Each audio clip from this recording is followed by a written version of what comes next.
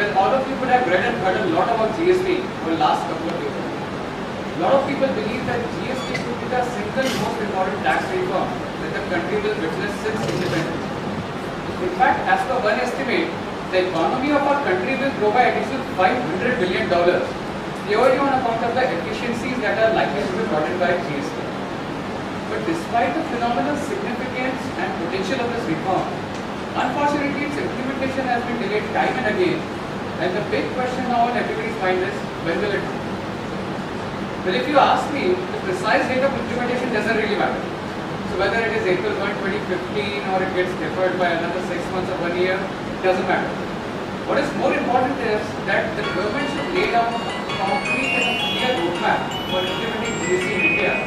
And as and when it happens, it should not be a mere patchwork to the existing system of taxation that we have. It should be a complete overhaul of the existing taxation, filing of returns and so on. A portal called GST Network or GSTN is more or less in place.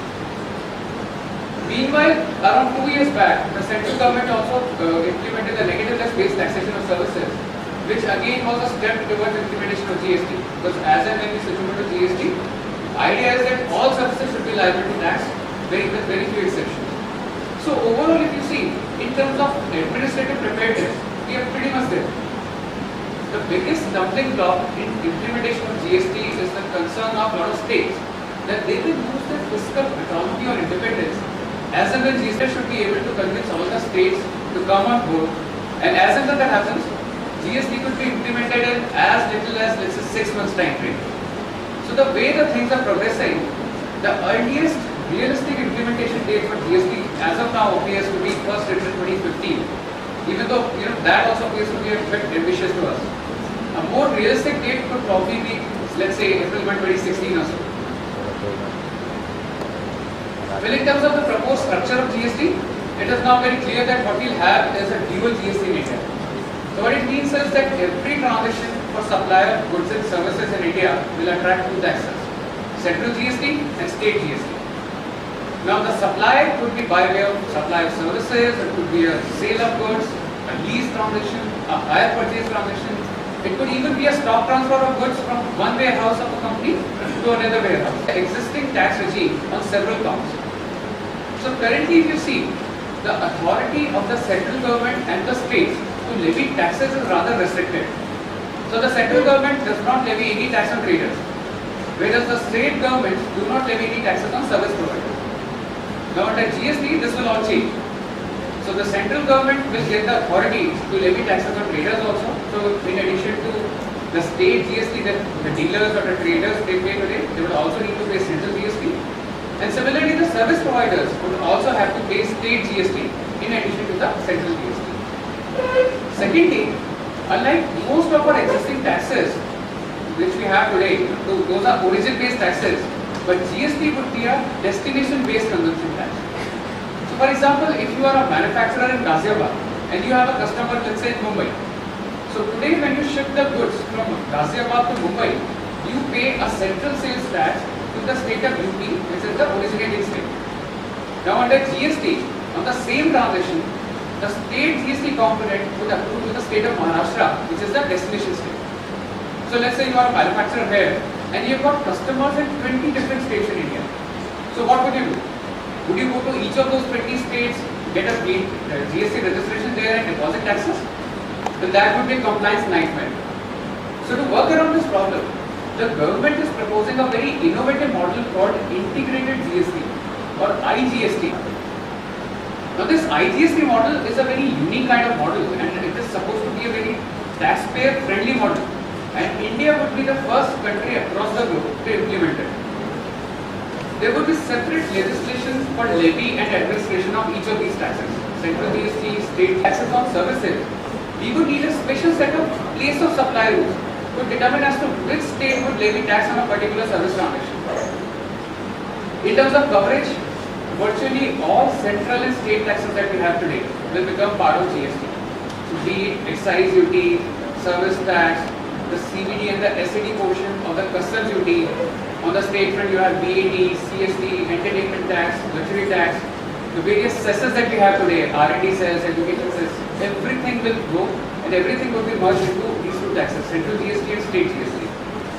Now GST in ST plus 10% state GST, which would apply to most of the goods that we deal in. There would be a concessional or a lower rate of 6 plus 6%, which would apply to select goods. These could be items of mass consumption or some critical items. But the list of these items would be the implementation. Everything will remain same, except that the standard rate would reduce from 10 plus 10% to 9 plus 9%. And it is converted into one single GST rate of 8 plus 8%. So the idea is that in the third year of GST implementation, we would have only one single rate structure which would apply to GST. All services would be subject to a uniform rate of tax. Now there would be a free flow of credits under GST. However, no set-off or cross credit would be permitted between central GST and state GST. So what we'll have is two separate parallel credit regimes for central GST and state GST. So GST is not just about change of tax rate. It will in fact be a complete game changer for business. It is likely to impact each and every aspect or facet of a business organization. The biggest impact area is of course the rate change. Now currently if you see, most of the goods that we deal in attract a standard excise duty rate of around 12.36%, and they are subject to a standard rate of VAT, which could range anywhere between 12.5% to 15% depending upon the state you are in. So the total tax incidence today on most goods works out to somewhere around 25%. Now if we are talking about a central GST, a total GST rate of 20%, so for these items, if the GST rate is somewhere around 12%, then there could be a marginal impact in terms of overall tax incidence. It could be marginally more or marginally less, depending upon the exact excise and VAT combination. As regards services, as Mr. Mittal mentioned earlier, the overall tax incidence is likely to go up. Today, all services are liable to service tax at the rate of 12.36%, and if we are looking at a GST rate of around 16%, then clearly services will become more expensive than GST. Now, GST would be based on the concept of minimal exemptions and concessions. So the idea is to broad-base the levy and subject everything to tax. Now, till about 3 years back, we used to have more than 300 exemptions under excise law, whereas there were less than 100 exemptions under VAT. So the central government resolved that they would prove their list of existing excise exemptions and they will align that with VAT. So the idea is that by the time we switch over to GST, there would be a very small list of goods which would be exempt from tax, and everything else would be subject to GST. The credit regime under GST is expected to be far more liberal than what we have today. So currently, if you look at the entire supply chain of any business, you will find a lot of leakages of tax credit in the final product that you manufacture. If that product is crop transferred, let's say from UP to Maharashtra, then as per the prevailing VAT laws, a part of your input VAT credit is retained by the state. So that becomes a cost. So under GST, there would be no such retention. So in an ideal scenario, today if you look at the profit and loss account of any company, the cost of goods sold has a significant component of taxes which cannot be reclaimed or recovered. So these are taxes that become part of cost. Now,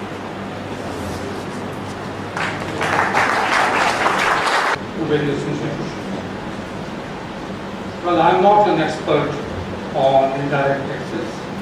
I have dealt with economic issues in the banking sector. So what I have found today was a great learning experience in terms of what GST can or cannot do. Why GST can be integrated or should be integrated. Why do we have already the maximum extent possible? And similarly, there is a typical little problem when you implement this. In many countries, see, I have seen VAT being refunded to persons who travel to a country, and I'm talking not of now, I'm talking of 40 years back. You go to a country, a developed country, you buy some goods, and when you take out the goods, that means you are exporting them, you are getting refund of that kind. Now, something of that kind will have to be done here also. That we have not established. The other point which I wanted to re-emphasize is that the whole process of GST unification or the tax unification depends a lot on IT infrastructure, mastery of the software, and its actual implementation at the ground level, which means at the clerical, at the level of supervisors, whether of the excise or other departments. They have got to be completely familiar and they should be masters of how to use. We have been talking of it. To my mind, we have been talking of it more than a dozen years. I was at the clear when I first talked about this thing something 20 years back. So the idea has been there for a very long time. The Power Committee came, well, it came only 8 years back, that's a different thing. And whatever work they have done, until now we are not sure when exactly the bill will go through and whether the states will agree to sort of pass it is extremely useful. And let us all hope that the new government gets the courage to persuade various moving as fast as possible. That is nothing but an incidental instrument for the providing telecommunication services, service tax applicable. But question comes that I have paid the VAT on it. Then Honorable Supreme Court said if you have paid the VAT, you go back and check out if refund is permissible or not. But if you go to VAT department, they will continue to say SIM card is a goods and VAT is applicable. Come to another example. You have seen software. One is package software, another one is customized. They are charging service tax and they are charging VAT on same base value. Let's say they are charging 10,000 each per user rights. They are charging service tax also, they are charging VAT also. The question comes, whether a particular item can be goods and services at same point of time. It can either be goods, which is VAT chargeable, or it can either be service tax chargeable. Why both taxes are applicable? Where service tax levy, they govern the service tax levy. If you ask central government, they will say right to use of application falling under IT software services and service tax applicable. If you go back to VAT department, they will say software is loaded on a master CD, so it becomes goods, VAT applicable. And what is the practical problem of trade? Trade, both taxes are being levied. When both taxes are levied in same transaction, it increases the cost of provision, at the same time price of final product available to the consumer. So what would have been 100 rupees, it is 110 rupees because of double taxation. Go down to another example. Right to use of movable goods. There is a movable goods, right to use, chargeable to VAT also, use of movable goods. Service tax applicable if effective possession and control remain with the lessor. If effective possession and control handed over to the lessee, VAT applicable. How to understand? A car I give it to you along with the key. You are free to use the car wherever you want to go. Or I can give my car along with my driver and he will take you wherever you want to go. Now look at the implication of VAT and service tax. If effective possession and control handed over to the lessee, like car given along with the key, it's VAT applicable. But effective possession and control remain with the lessor, then service tax applicable. Why I am discussing all this thing? Problem is that today we are into double taxation regime. Service tax, which is the take of central government, VAT, which is the take of state government. They are not ready to align synergy. I have seen what happened before marriage. The boyfriend with the girlfriend, they are dating together in the name of GST, but still till the time marriage happens, this double taxation will remain and carry on. And that is what the practical problem all about. Because after marriage, we are under obligation that we have to listen to each other. But before that, male has his own say and female has its own say. Going further, see, look at the tax applicable from 1st July 1994 on 3 services at the rate of 5%. Until 1st July 2012, we were in the positive list regime of service tax, means there was taxable category and service tax was applicable. From 1st July 2012, we are into negative list regime of service, means service tax applicable on all services except negative list or services exempted by mega exemption notification 25/2012. Service tax was applicable from 1/7/1994, but to your surprise, there was no definition of service. Look at it, 10 years down. Service tax was applicable. Look at the taxation system of the country. Service tax applicable, definition of service was not there. Very first time they have provided the definition of service from 1st July 2012. And if you look at the definition of service, itself number of litigations started. Definition of service says any activity carried out by a person for another for consideration. So if I give you 10 lakh rupees to party to kill someone, service tax applicable. So you have to get registered, you have to come to my way for registration done. Any activity, nowhere defined business activity, economic activity, non-economic activity.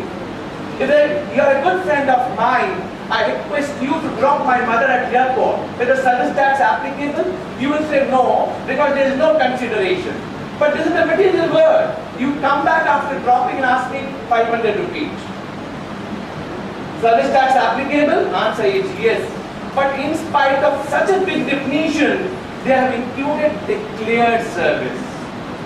Declared service is 9 service. Renting of immovable property. You will surprised to know renting was started taxable from 1st June 2007. 18/4/2009 Honorable Delhi High Court has said renting is not service. It is entry 49 of state list.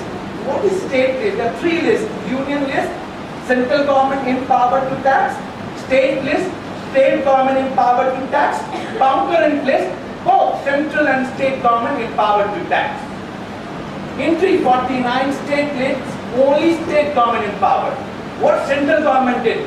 Budget 2010, retrospective removal property. The next problem in the country is, like Vodafone case you are aware of, retrospective amendment. What kind of certainty you provide to the trade, industry and commerce? If I invest 100 crore rupees today in the country, I would be investing looking at the policy. But after 3 years or 5 years, you change the provision from that date. What happened? You are investing 100 crore on the basis of exemption provided. But after 5 years, exemption is withdrawn. What will be the situation for the industrialist? Having said that, renting was the same subject matter, applicable from 1st June 2007, Delhi High Court judgment, renting is not chargeable with service tax, retrospective amendment, renting word got added and service tax was made applicable. Coming back, construction, commercial construction and residential construction. Now service tax applicable only before issuance of completion certificate. Then we got IPR, intellectual property right. If you go to that department, they will say IPR, temporary use, right to use of movable goods. You have to pay back. At the same time, IPR is now chargeable to service tax. So before you say no, please look at the provision. What is agreeing to do and not to do? Non-compete agreement, and you are being paid a certain amount of money on account of non-compete agreement. Now service tax applicable. You have given advance to me 50,000 rupees. You are in employment contract. You are leaving the job. For leaving the job, you have to pay notice salary to your employer with the service tax applicable. These are opening items. on which number of debate is going on. I'd like to touch upon works contract, your auditorium. For construction of this auditorium, I require cement, iron, steel, my labor. So this is called works contract. Now I'm asking, what tax applicable? Look at the VAT provision. When you go to the VAT provision, they say, if you can actually bifurcate material and labor service portion, then VAT is applicable on material portion, service tax applicable on service portion. But in works contract, it is very difficult to bifurcate actual material and actual labor. Then what is the provision under VAT? Provision under VAT is either composition method or standard deduction for the service portion rate to be deducted from the gross consideration on account of service portion. Let's take UP VAT. 20% is the standard for material, 80%, 80:20 ratio. It means of 100 rupees, 80% will be chargeable to local VAT. So of 100, 80 rupees you have paid the VAT. Now on what value service tax applicable? Whether on 20 rupees? Answer is no. Then we have to go back to service tax valuation rule. And service tax valuation says, if it is original works, then service tax is applicable on 40% value. It means on 40 rupees, my final product price goes up. If final product price goes up, who is hit? Consumer, because they are getting the products and services at a higher cost. At the same time, we are incompetitive, not only domestic market, at international market. And we have to compete with China. When we have to compete with China, our pricing, our costing need to be economized. Central levy and state levies should not be there, and there should be political consensus. Why BJP and Congress? If Congress is there, they will not listen to BJP. If BJP is there, they will not listen to Congress. There should be national policy in terms of taxation system, and because of double taxation, which are